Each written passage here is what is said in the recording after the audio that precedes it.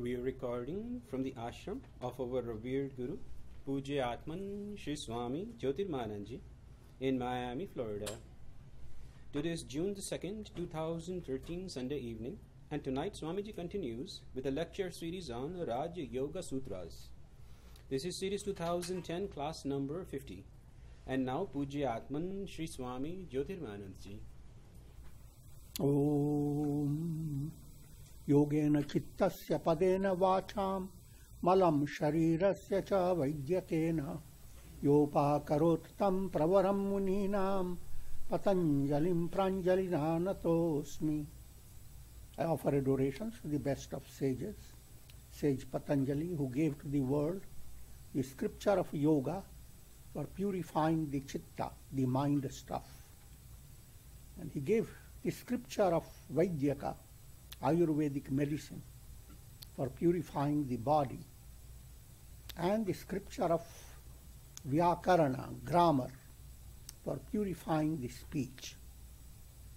Mind, body and speech, you are constantly reminded of these three pillars.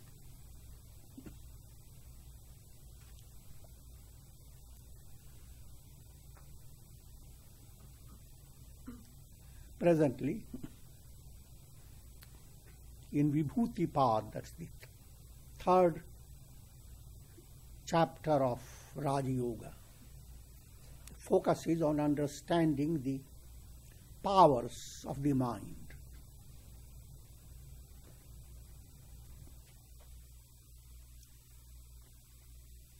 Vibhuti means glory, the amazing glory of the mind, which is so easily available to everyone. Everyone has a mind.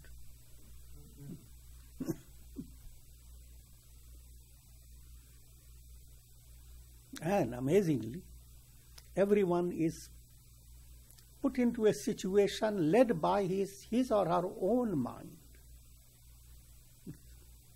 Others' minds, you don't have to blame them.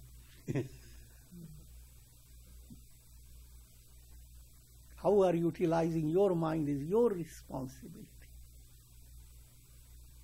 Others, they line up in divine plans. But no one interrupts your karma. Your karma remains yours. It's like when you are hungry, your food is yours, what you are chewing. You go to sleep, your dream is yours. Can't blame people. Why are you here? Because of you, I had a dream.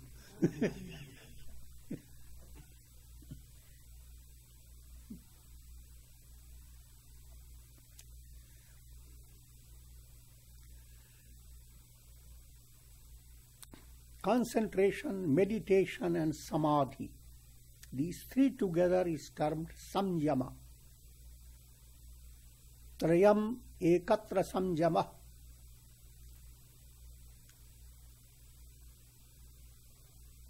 And that's called antaranga sadhana.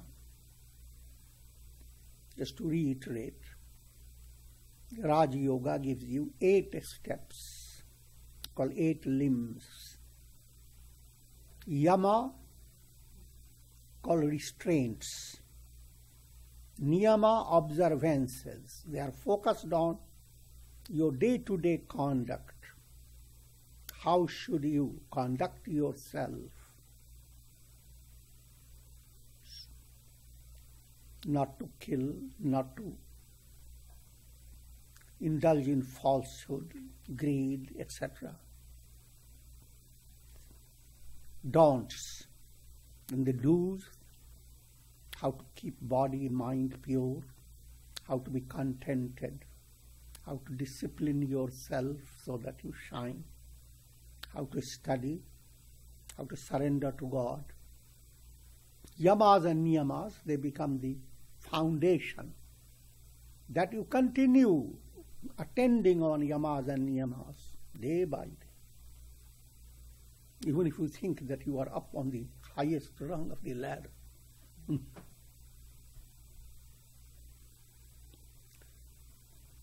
Third, asana. how to discipline your body so that you can place your body in a meditative pose, or you can use your body for mental advancement. That's asana. And comes pranayama, how to harmonize the vital forces which maintain the health of your body, which are the secrets of the buoyancy of your life, and which also have the secret of allowing you to come in touch with cosmic resources. Pranayama. And the fifth is called pratyahara. The ability to know that your senses are yours. You are not their servant. They are yours. They are your instruments. You have a pen in your hand, that's your instrument. But your pen starts running by itself.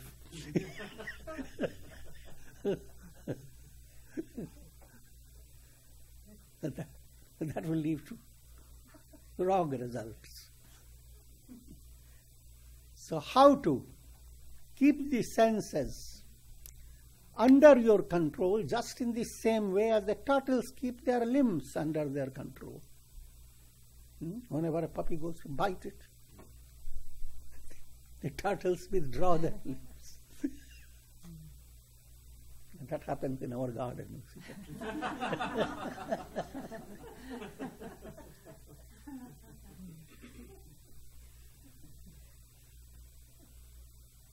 And once they have withdrawn, they're just a hard shell. Puppies become frustrated.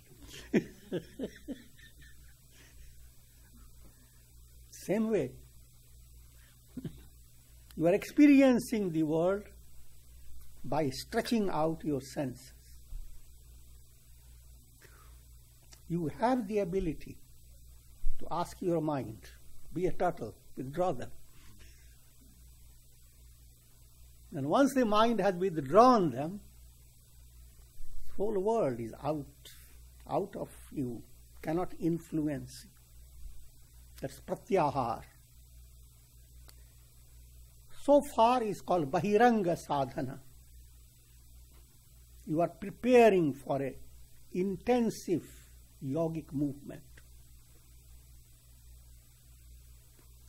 Intensive movement starts when you start dealing with the mind itself, completely focused on the mind. The antaranga sadhana has three aspects: dharana, dhyana, and samadhi. Dharana is focusing the mind, allowing the mind to have a one-pointed focus. That one-pointed focus may be of different types in the early stage, but no matter what it is, allow the mind to stay with it. While mind wanders in big circles, daily practice allows the circle to become shorter until you create a focus. Mind focuses on it. Next stage, let the focused state flow. Let it move from similar to similar, just like the flame, without distraction. And just like the flame, it begins to gain luminosity, shines up beyond your imagination.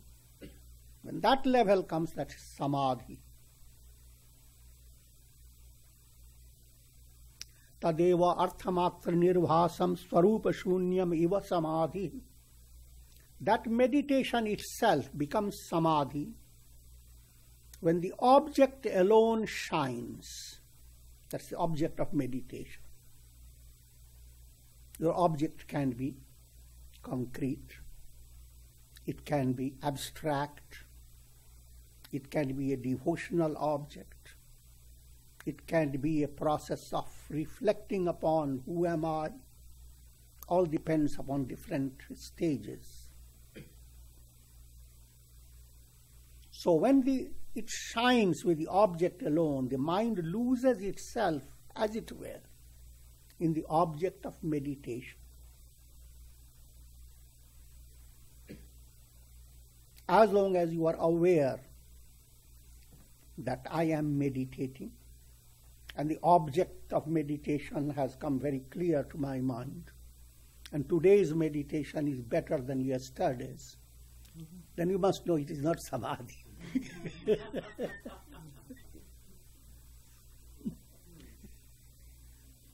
Samadhi is very similar to like slipping into sleep. But don't get confused, otherwise you start sleeping and saying, oh, I'm in Samadhi. But it's a similar but a positive counterpart of sleep. You are far from sleeping. You are so awake that normal consciousness is transcended. Your consciousness expands. These three together is called samyama. Dharana, dhyan and samadhi. Samyama is the mystic key to boundless spiritual strength. There is no power greater than what samyama can accomplish for you.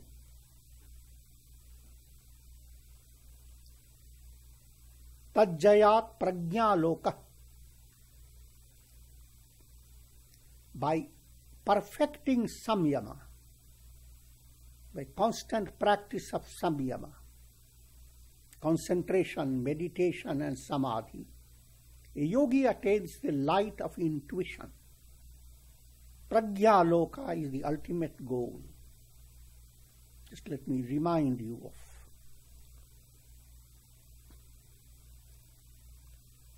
you begin your sadhana with faith. No one comes completely empty. The soul has been led by karmic process under divine guidance. You are born with faith.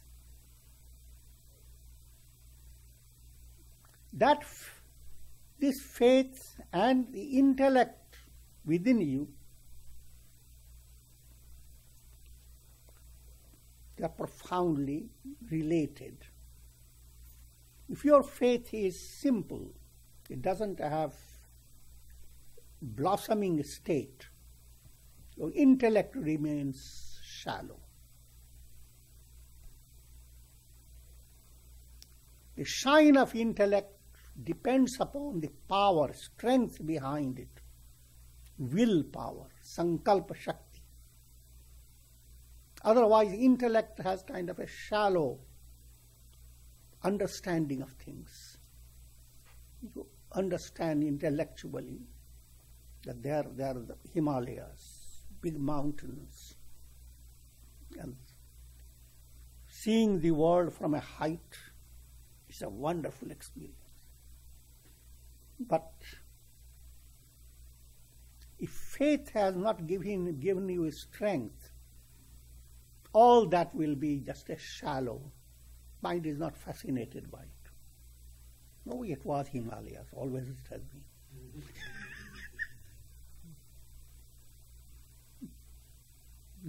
You read in the scriptures, repetition of japa can give you amazing strength. But if faith is not growing, blossoming, moving to a higher level, then it becomes just a theoretical knowledge. If faith is on a higher level, every insight you gain from the scripture becomes a kind of exciting achievement. Some treasure you had and suddenly you come to know where it is. I'm just trying to give you different ways to understand the role of faith. If you start practicing yoga,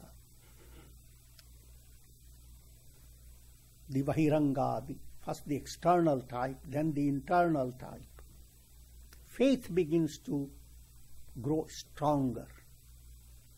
As strength of faith increases, your intellect becomes brighter. Viveka Shakti begins to grow. Consider an intellect like an egg. And Vivek Shakti is the hatching of that intellect.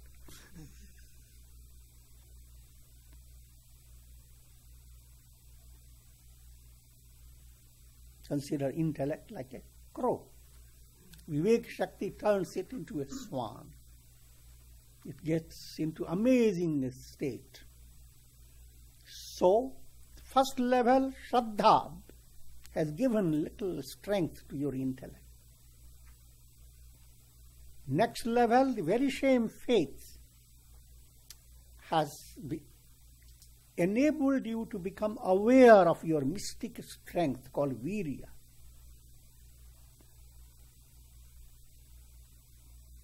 A kind of self-confidence. The effect of virya is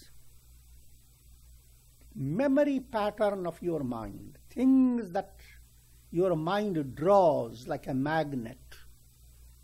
Most of the times people are overwhelmed by things and they have no control over it. One thing they know, that what they are overwhelmed with is that which puts a stress in them. No. The mind is drawing negative things with more spontaneity than positive things. But the practice of yoga works upon it. As Shraddha-based strength moves to virya level, now the strength goes into your mental level. Therefore, if unnecessary thoughts are coming to your mind, you don't allow yourself to be overwhelmed by that.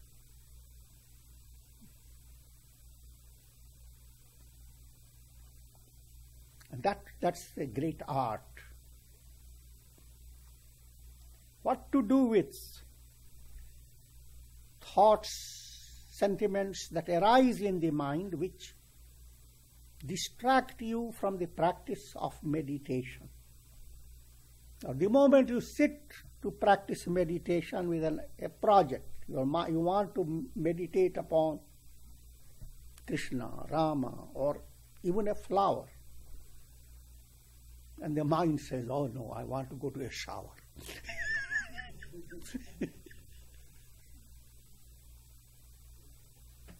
I'm just dramatizing. Rather, the mind begins to bring to you the problems that you have been facing, the injuries that you have suffered, people who have annoyed you, and the pains of the body and mind. Different methods are to be used.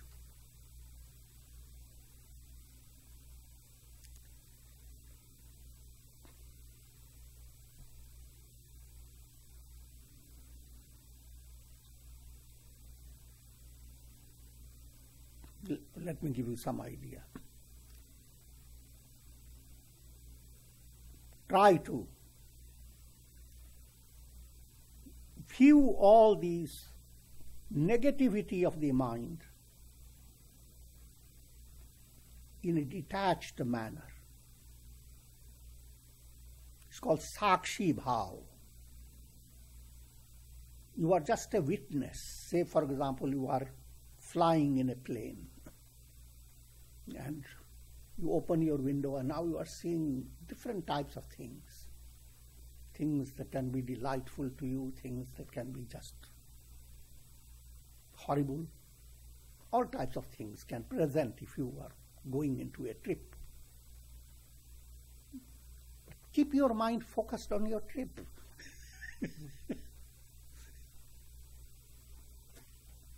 Do not let your attention be distracted by scenes and sights in your way. So they are not of any value. But when you start putting your mind into it, why is this thing like this? Why is the thought of anger coming to me when I don't need it?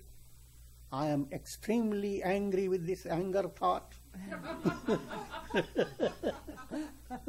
It doesn't know I'm a yogi.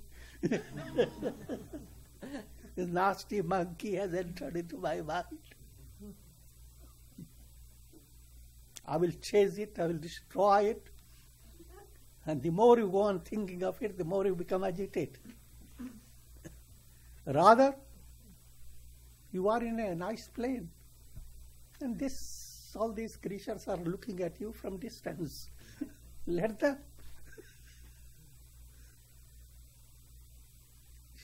Your progress is not dependent upon all those things that come into your mind.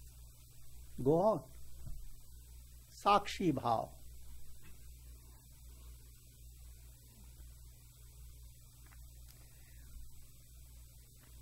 So what I'm leading you to understand, as you are moving towards Samadhi, the Shraddha-based strength that has reached Virya level, then Smriti level, that was impacting your memory pattern, bringing things that are positive from your unconscious, allowing your mind to become more focused on the positive and let the negative just pass on. Again, how positive? That all depends upon how your intellect advances.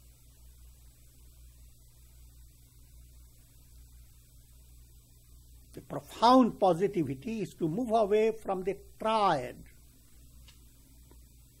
If you dream, 3 illusions go to create your dream. The illusion about your being the subject of the dream. The illusion about the dreamer. You are not the person really involved in the dream. Your identity is not real. The world of your dream, that world never existed. And you are interacting in your dream, pleasure, pain, that also is not real. You can improve upon your dream in 2 ways. Do some special mantras, prayers. May my dream be wonderful. And work upon it. Or another way, may I have a dreamless sleep. No more dream. Work upon the dream to modify it, or check the entire dream out. Or stay dreaming with a complete awareness of being awake.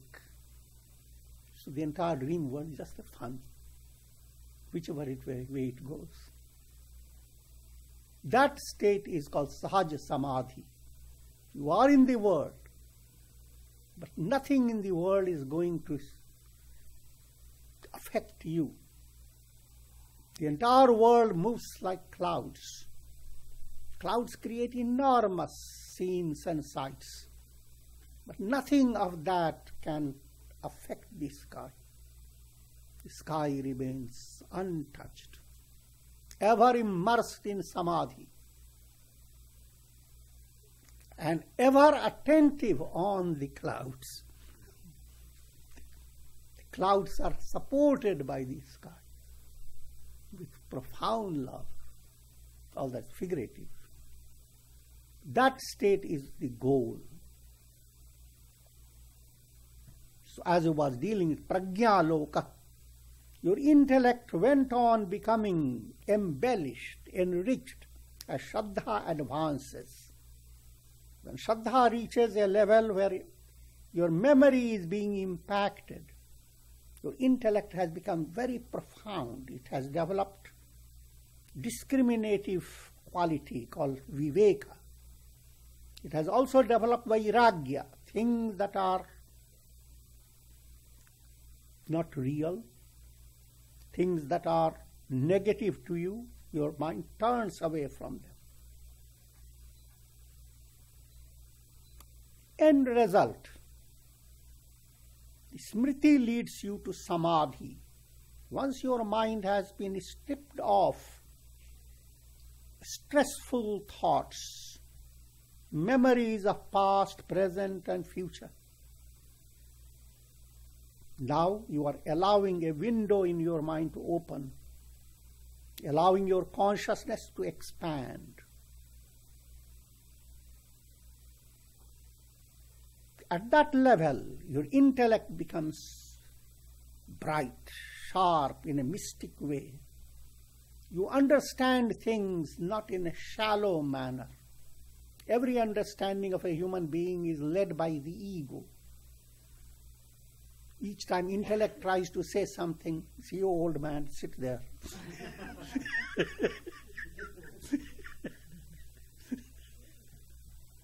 And listen to the ego.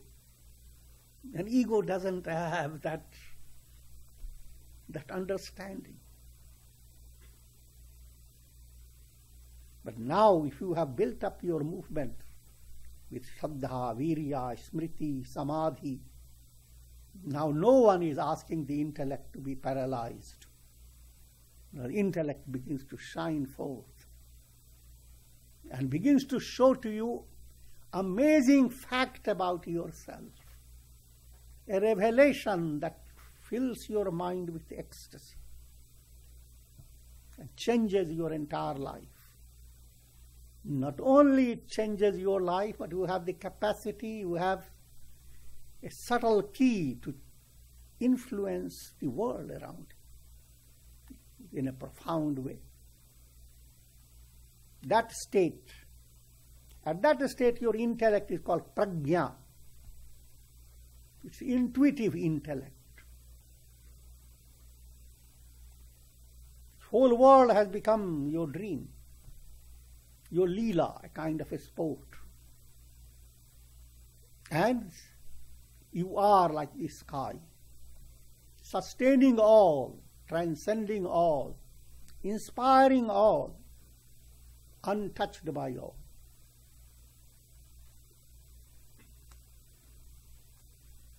Tajjayat prajna loka. That's called the light of prajna. If you have attained it, you become sthita prajna. That's the goal of life. Tasya bhumishu viniyoga. Practice of samyama is done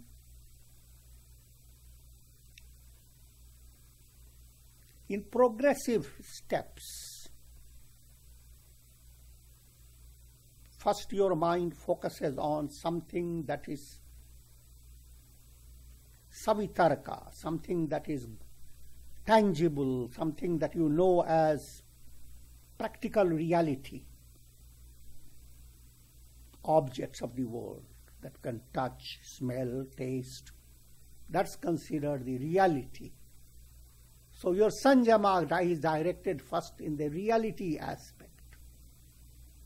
Next, as mind advances, your sanjama slips into another rung, another level, which are all gross things are mental projections. Mind is the higher reality, higher analysis of all your physical perceptions. So vichar level.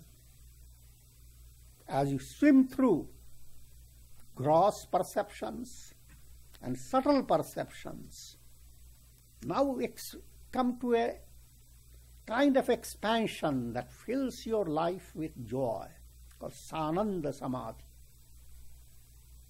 All the load that you have been carrying, suddenly you realize you don't have to carry it. You are in a train, and train is carrying everybody's load.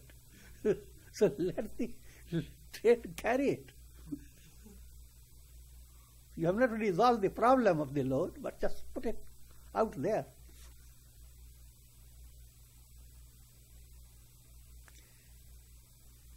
And then go into another level, high level. Your whole mental process is focused upon who am I? First to realize I am in you.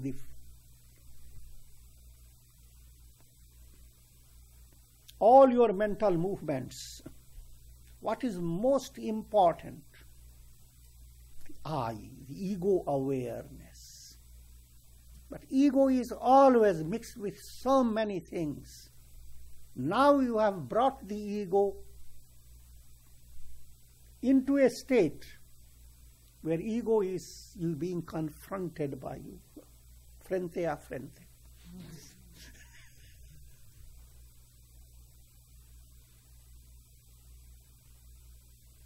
That's called Sasmita Samadhi. That's the last, the ultimate climax in the realm of relativity. Once you slip beyond Sasmita, you have gone into Asampragyat Samadhi. That means you have turned away from the threefold illusions of subject, object, and interacting experience. The Shiva's trident has hit the demon of the three lokas, physical, subtle, causal.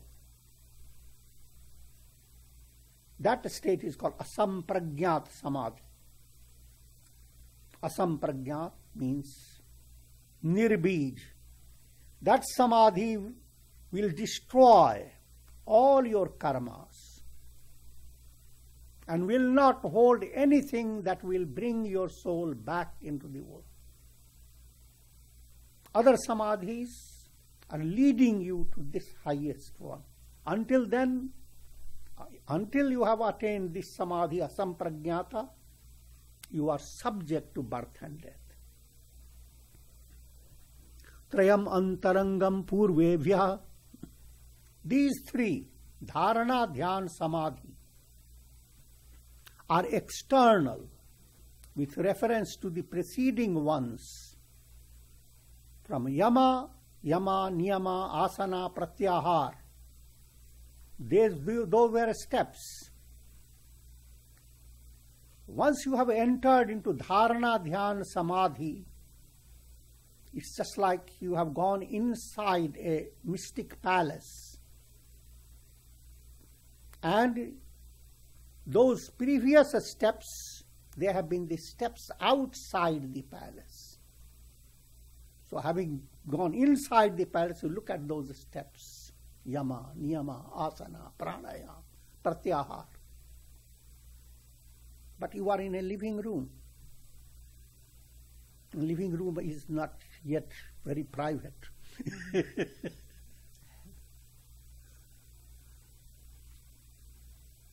Tadapi bahirangam nirbijasya.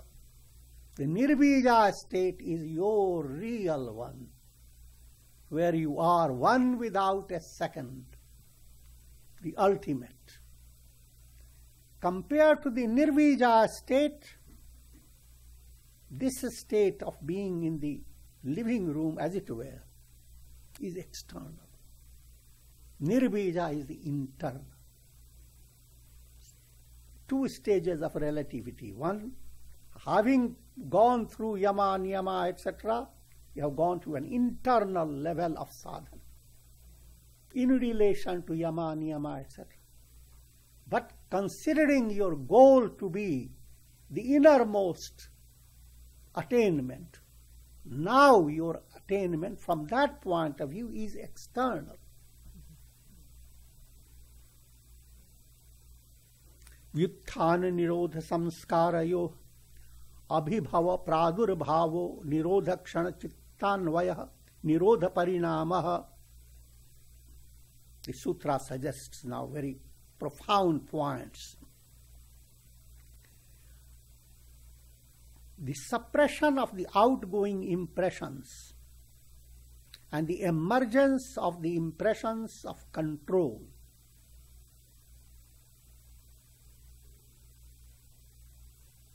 Such is the moment when the chitta becomes involved in the modifications of control. Sutra is done very condensed. The meaning is very simple. Learn to understand the mystery of the thought waves of your mind, vrittis. Every moment a thought wave rises. The previous thought wave subsides.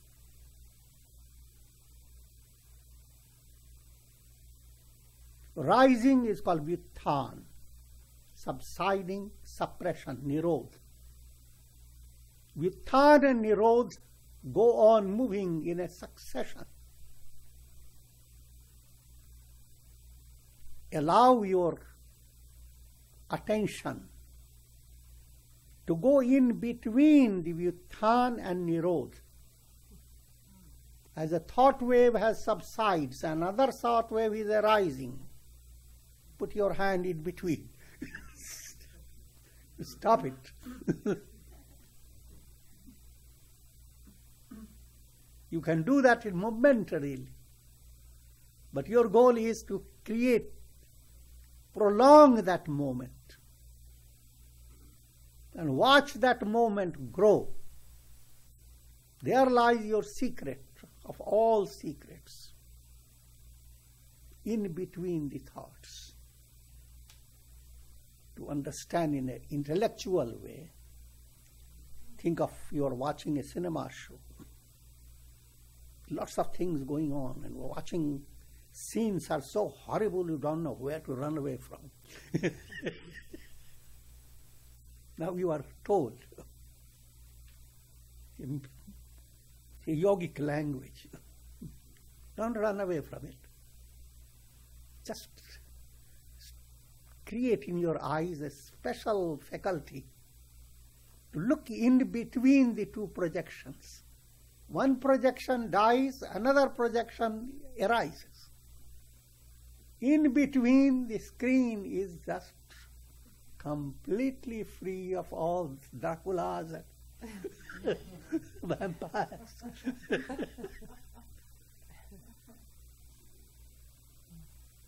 Exactly that's what your vrittis are doing. Your vrittis are creating a whole experience of past, present, future. Experience of a world that has a vast history, millions of years. Look at the stars that throw, that blows your mind away. But all that becomes possible because the vrittis of the mind. The cinema show can create all that. Within a moment, while you are seated, amazing scenes arise. But no matter how amazing, in between the two frames, the screen alone is. And even though it seems it is continuous, it is not. Projections are broken up one after another. But to human mind, they appear all continuous because of the limitation of one's eyesight. Enhance that eyesight. Learn to dive into in-between thoughts. Don't become swayed by thoughts. Go in between. That's the big trick.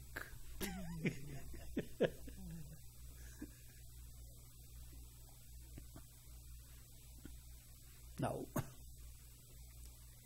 for practicing dhyana, let me give you simple points from practical point of view.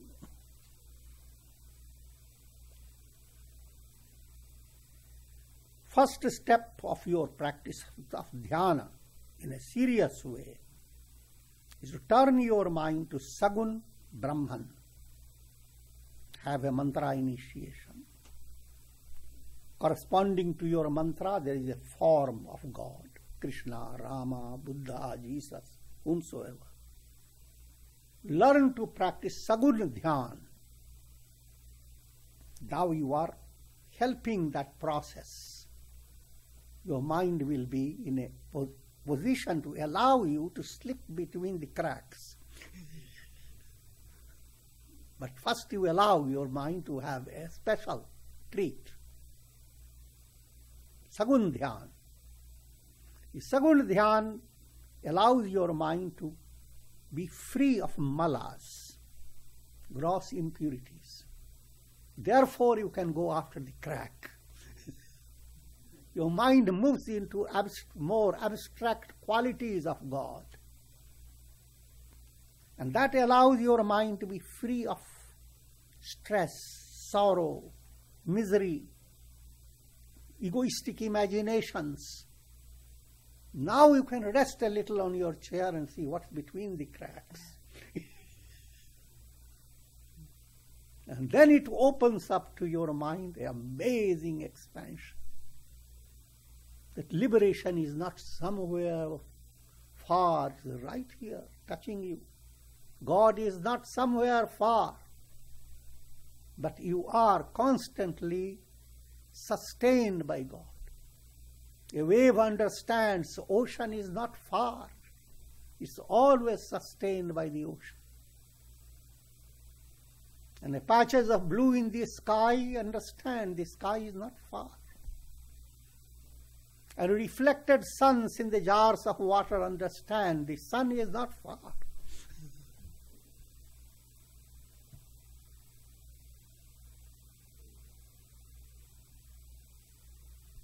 And while you are working with your in-between thought waves, develop sakshi bhav towards interrupting obstacles, distractions, whatever. As I have said, just watch them. Don't give any prominence to them. And switch your attention to that which is the best in your mind. I am. One thing you cannot forget. But that I am, try to figure out. Awareness of I am. And that I am glows through in between the cracks, in between the thought waves. That I am is the reality, Satchidananda. Aham Brahmasmi, I am Brahman. And as the more you become aware of this movement of towards I am, you develop another type of understanding that the world weighs heavy on you on the basis of names and forms. And names and forms are not reality. Say, for example, you buy a house. Now you have names and forms and pictures and identities, all you have put into your purse or wherever you want.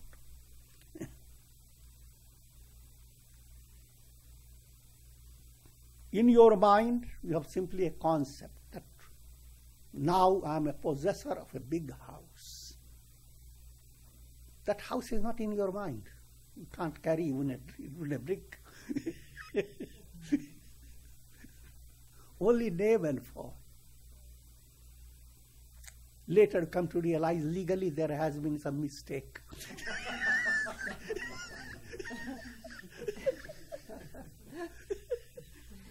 You are not the owner of the house.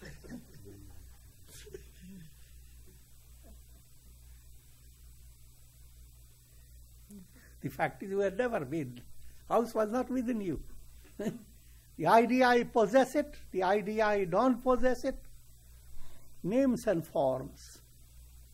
Names and forms are like illusions, mirage. As you begin to understand and move your mind away from names and forms, Ashocya nanvashochastvam, that's what Arjuna said to Krishna. Rather, when Arjuna complained about all the misery, Krishna said to Arjuna, "O Arjuna, you are thinking of things that are not worth grieving for." Why they are not worth grieving for? Because they are not there.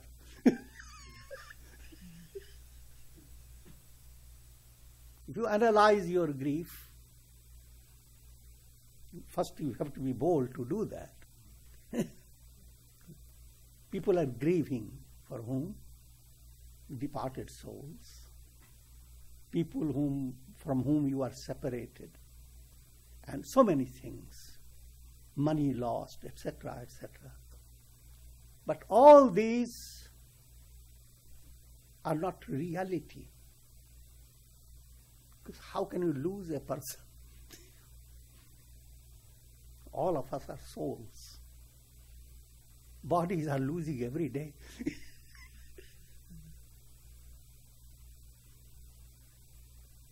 To think that living with the body is the only fortunate thing in the world.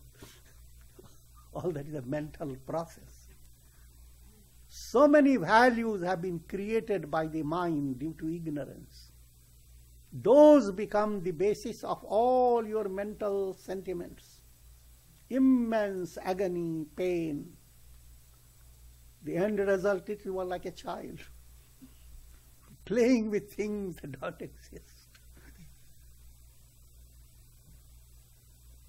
Thereby knowing that all this that come to the mind and create all that worry, all is mirage. And the reality I am is untouched by it. That I am is not ordinary I am. It is the I am. I am, that am I.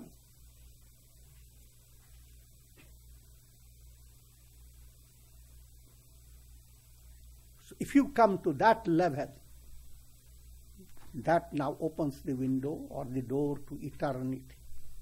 That's the state of Sahaj Samadhi, liberation. That's the goal of life. Yeah? When you have attained the goal, I don't need to go any further. Om Shanti.